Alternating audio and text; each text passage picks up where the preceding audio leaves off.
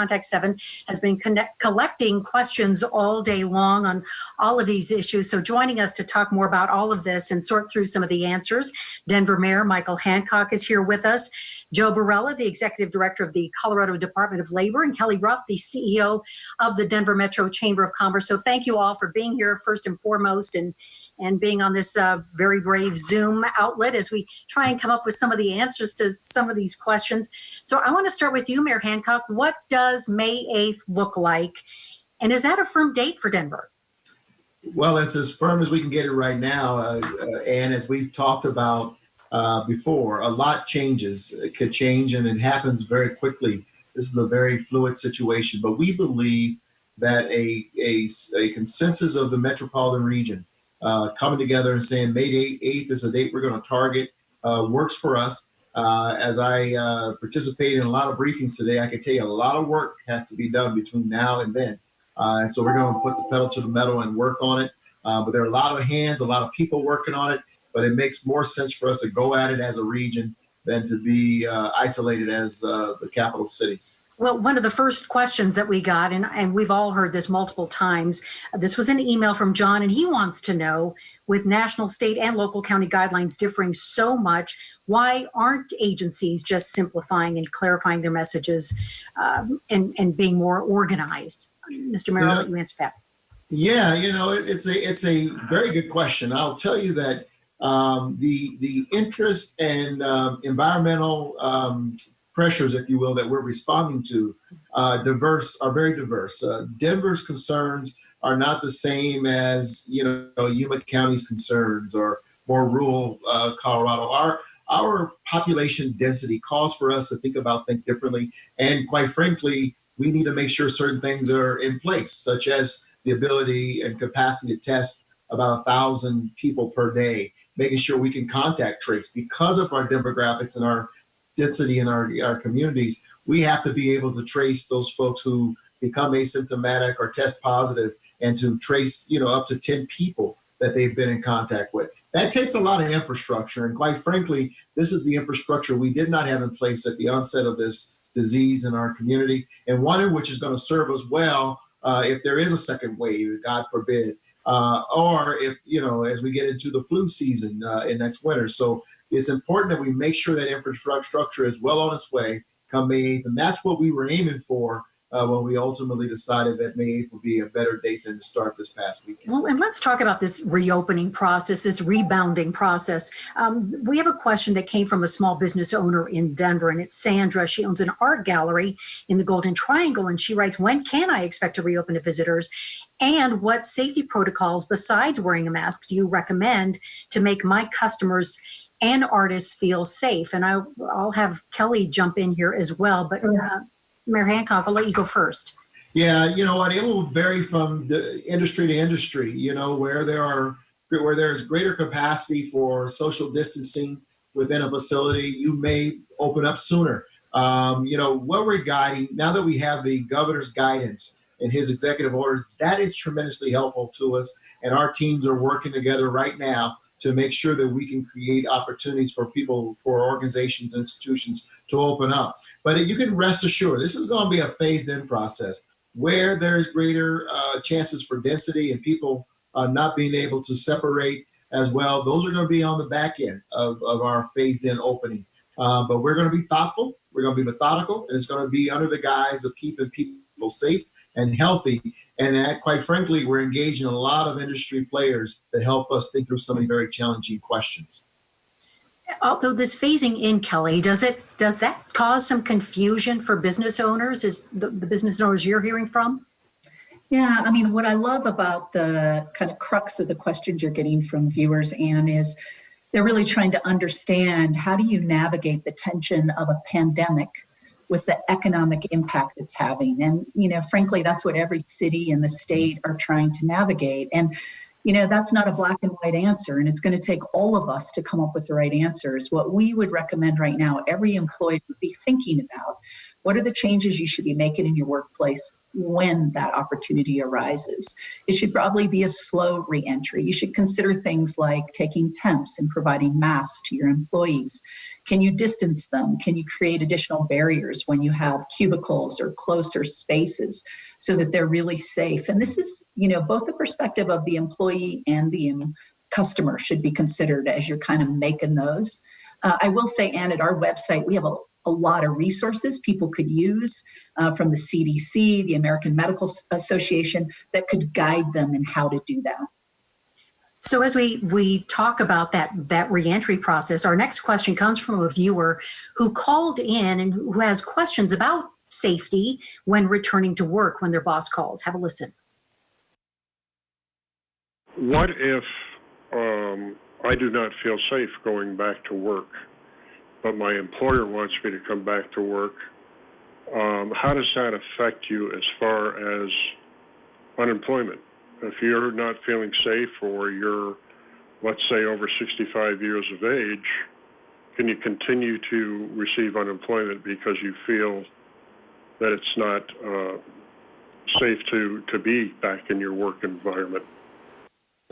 And Joe BARELA, let's let you answer that first. What happens with unemployment? I think it's a very good question. I think safety and health is a big concern. And so through the CARES Act and the pandemic unemployment assistance, a worker who doesn't feel safe or is reporting to a work site that doesn't have in place CDC recommended safety precautions can be eligible for extended unemployment. And so if you're receiving unemployment, you can stay on unemployment, or if you're called back to work and aren't on unemployment, you can apply for unemployment for that situation.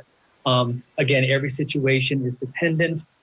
As you claim an unsafe work environment, there will be some adjudication and some investigation with the employer to see that, in fact, there is an unsafe environment. But if that's proven, then the benefits should be proved, and you would be able to stay on unemployment insurance during that time period.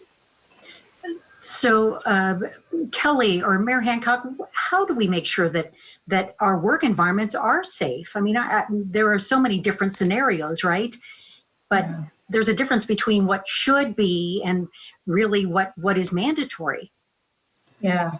I mean, I think this is really hard because there's a lot of information out there, and we're trying to find sources that employers can really rely upon. So I think going to those really thoughtful sources like the CDC, places that you're very confident what you're doing is really going to help. But I would also encourage employees to talk to their employers. We found at the Chamber and with our members, as we discuss what are you nervous about, we've identified like every touch point in our building, door handles, elevator buttons. How can we reduce the need for you to have to touch those when you do come back in? Things like that. And our team has been extremely helpful doing that. So I think going back to, right, employers are just as motivated as employees to make sure nobody gets sick from this, because we can't afford to slow down even more. To Mayor Hancock's point, we can't have a second rise in the virus. Except that then we get questions from a lot of viewers about why aren't all businesses making their employees wear masks now? Mayor Hancock, what would you say to that? You know, we're going to be mandating the wearing of masks in short order. Probably in about a week, we'll come out, if not this week, early next week, the order to wear masks because it is important. It's got to be coupled with what we're trying to do here. But let me add a couple things, and I think Joe and Kelly really hit the nail on the head.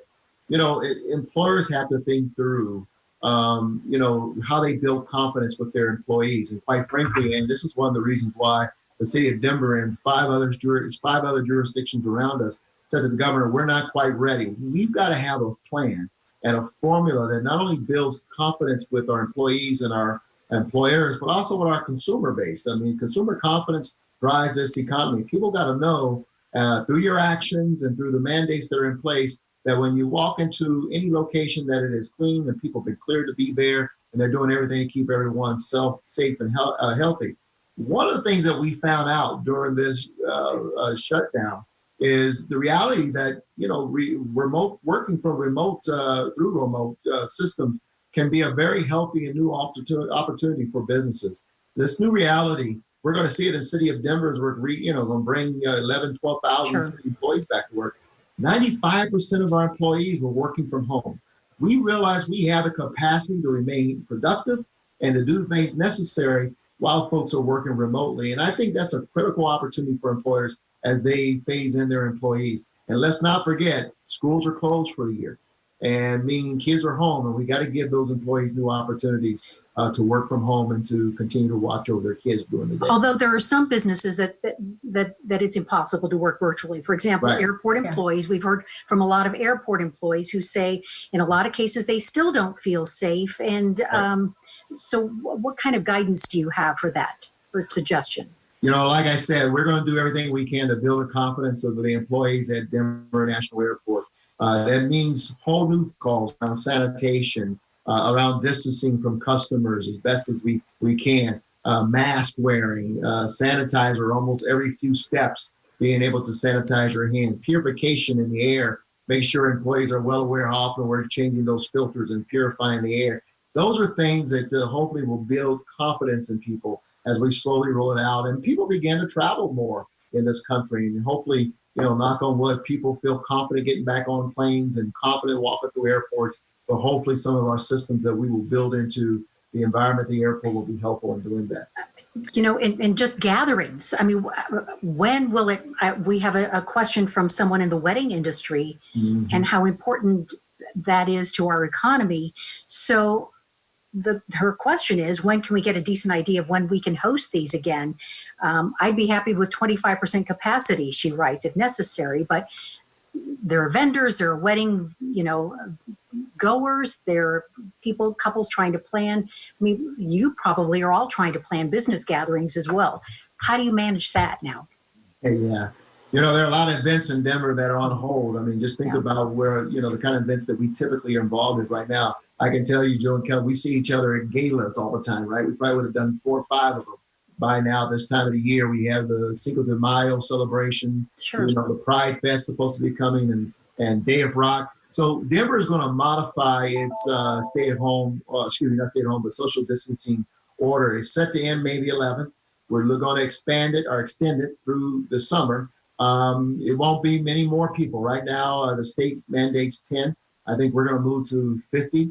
And we're going to see how that goes for a while, but we're going to have an ongoing evaluation.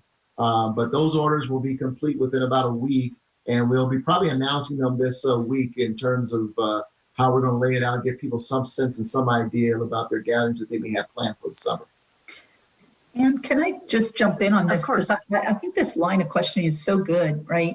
I heard a restaurateur talking about on the radio today saying, even at 50% capacity, I can't make. Right. So even if I have every other table, and what it really is he thinks going to take for him is when we have a vaccine. And, we saw some news today that said that could be as early as September, which is frankly unbelievable. And we should be extremely proud to be a nation that invests in our healthcare in a manner that could result in that. But I do think that vaccine that could increase people's confidence is going to be kind of key here. And then the other thing is in terms of workplace, our hospitals are essential employment centers. They've done things like taking your temp the minute you come in when you report to work. They have cutoffs that are good guidelines that can be used. The state's Colorado State Emergency Operations Center developed a video on how you might implement this. I would say that's ways that also could increase worker confidence, is taking that temp. And there's ways to do it where you don't have to put it in your mouth or touch it to your body. You can shoot it at the forehead. Great suggestions for businesses. We do have another work question, this time from Brianna. And Brianna wants to know, for counties that continue to extend the stay-at-home order, do you know, I guess is the question, and we'll ask you, Mr. BARELA, how long the state's unemployment funds will last? So right now for traditional unemployment insurance, we will pay for 26 weeks of unemployment. Through the CARES Act, they've also extended that and given us additional 13 weeks that someone could be eligible for unemployment. And so the federal CARES Act runs through the end of this year for unemployment insurance. Now, the federal pandemic compensation, which is the additional $600 a week, runs through the end of July. So people who are currently receiving unemployment, that extra $600 in weekly benefits will be exhausted at the last week in July. Now, my question for you, and this is one that we have in a phone call. This came from Ian, who shares a frustration that we've heard from many viewers, and we've talked a lot about this extensively with you, about not being able to get the help they need with unemployment questions. Listen. I filed unemployment 2 weeks ago and still haven't gotten my PIN.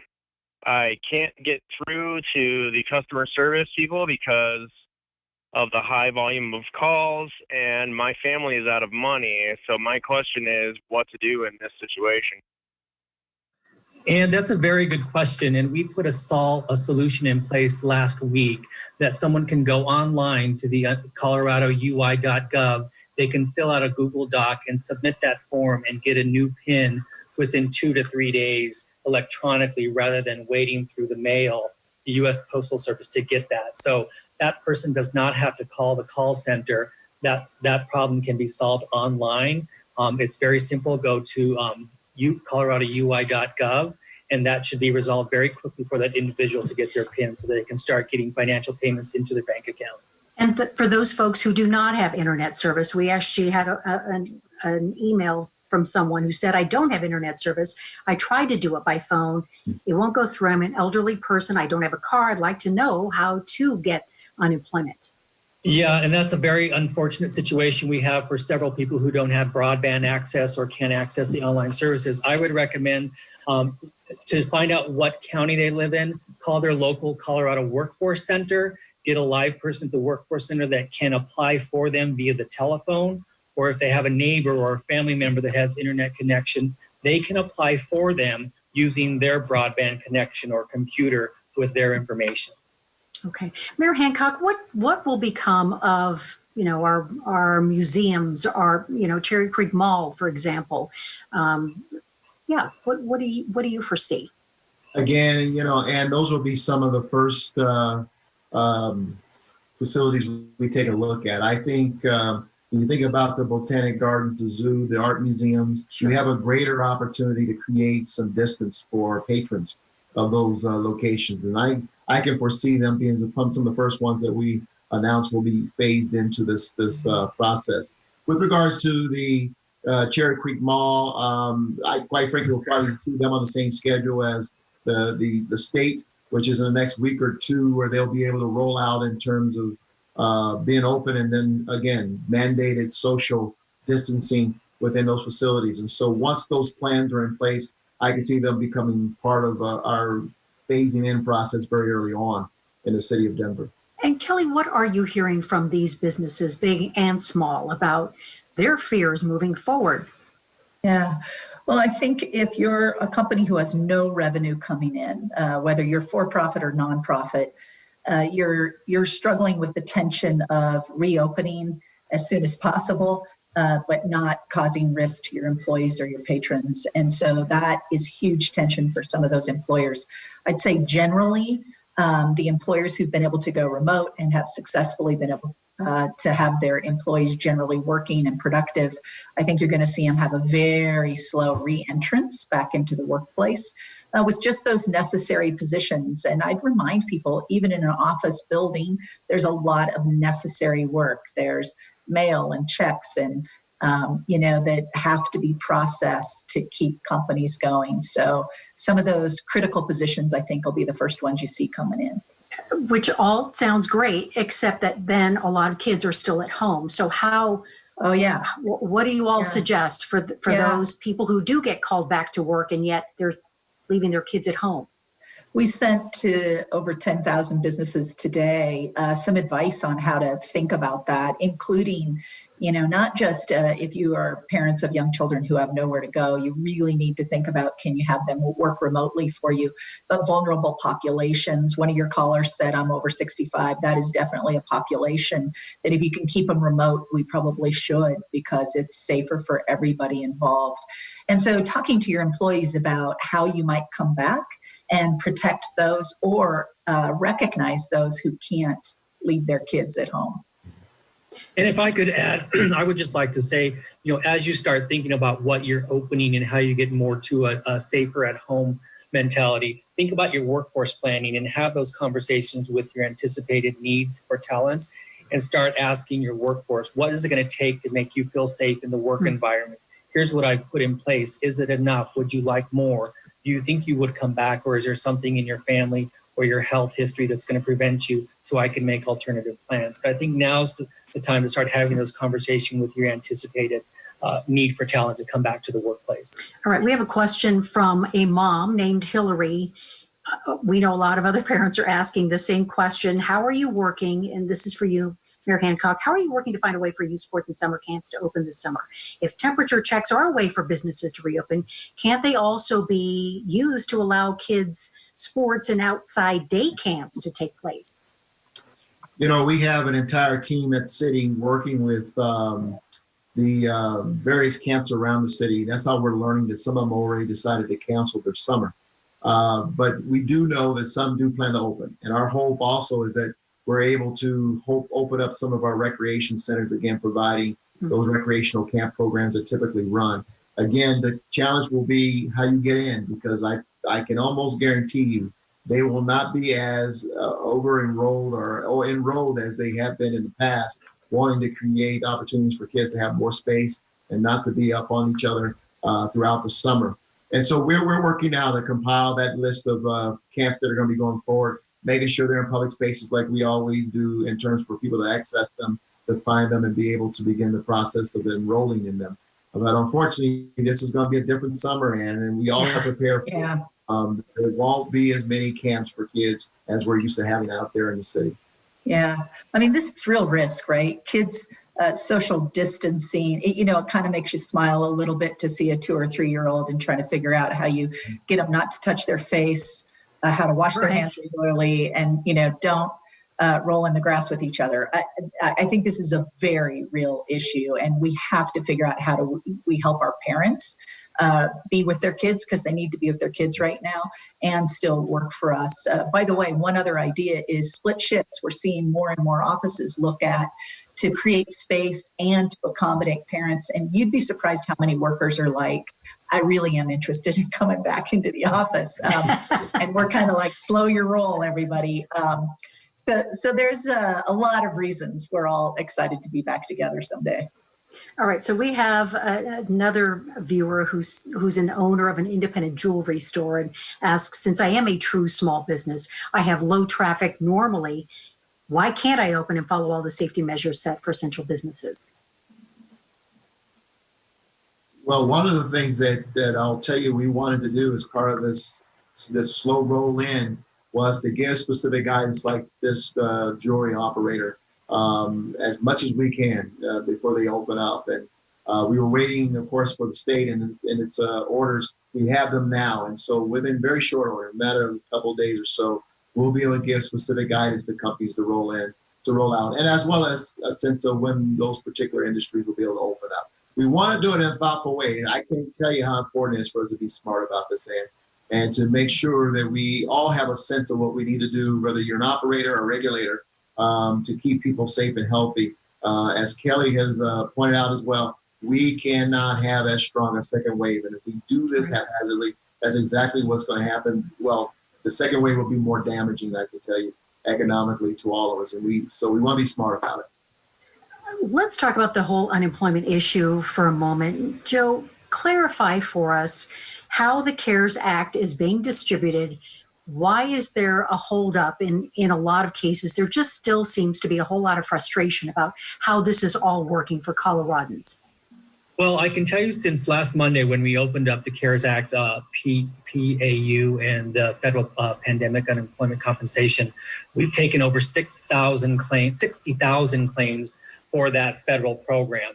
One thing that's important to remember, that federal program is only available to those workers who did have a W-2 relationship in the last 5 quarters. And so what we're finding out, a lot of our independent contractors, gig workers, had W-2 wages within that 5-quarter period and were required to make them apply for regular unemployment insurance before they're eligible for the CARES Act unemployment insurance. And so if you worked for an employer that paid benefits in the traditional unemployment system, you have to take advantage of that system and exhaust that eligibility before you're eligible for the CARES Act unemployment insurance. And I think that's confusing to many independent contractors.